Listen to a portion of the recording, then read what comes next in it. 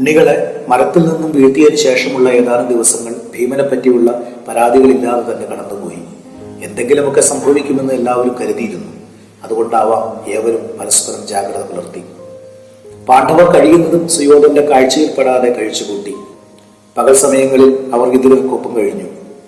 കൗരവർക്ക് പിറകിലായി എപ്പോഴും ഭീഷ്മരുടെ കണ്ണുണ്ടായിരുന്നു. എന്നാൽ യാതൊരു പ്രകോപനങ്ങളുമില്ലാതെ ദിവസങ്ങൾ മുന്നോട്ടു പോയി. എല്ലാവരിലും പതിയെ അസ്വസ്ഥതകൾ അസ്തമിച്ചു വന്നു. കൊട്ടാരം മെല്ലെ സജീവമായി തുടങ്ങി. ഉണ്ണികൾ കൂട്ടുകൂടാനും തമ്മിൽ കളിക്കാനും തുടങ്ങി.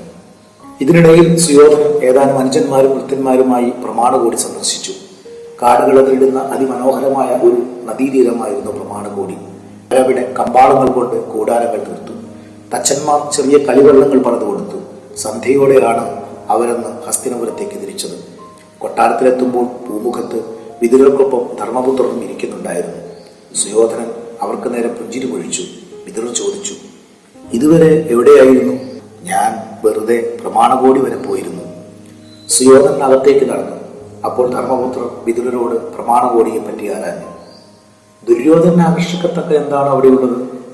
ഉണ്ണി, വളരെ ഭംഗിയാർന്ന പ്രദേശമാണത്. കാടും തെളിനീരരുവികളും നിറഞ്ഞ ഇടം. എന്താ അവിടെ പോകണമെന്നുണ്ടോ? വിതുരർ ചോദിച്ചു. ധർമ്മപുത്രർ ചിരിച്ചുകൊണ്ട് പറഞ്ഞു, ദുഷ്ടനായ ദുര്യോധനന് പോലും ഇഷ്ടമാർന്ന ഒരിടമാണെങ്കിൽ അവിടം എത്ര മനോഹരമായിരിക്കും. തീർച്ചയായും ഞങ്ങൾക്കും അവിടെ ഒരു ദിനം പോകണം. വിതുരരും ധർമ്മപുത്രനും ഇങ്ങനെ സംസാരിച്ചിരിക്കുമ്പോൾ അകത്തുപോയി അമ്മയെ നമസ്കരിച്ചതിന് ശേഷം സുയോധനൻ തിരിച്ചു വരികയായിരുന്നു. അപ്പോൾ വിതുരർ അയാളോട് പറഞ്ഞു, എടോ ദുര്യോധന, പാണ്ഡവർക്ക് പ്രമാണകോടി സന്ദർശിക്കാൻ ഒരാഗ്രഹം.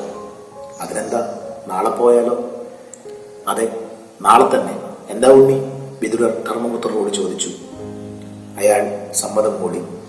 സുയോധനൻ മറഞ്ഞപ്പോൾ ധർമ്മപുത്രർ പറഞ്ഞു, ഇയാൾക്ക് എന്തു പറ്റി?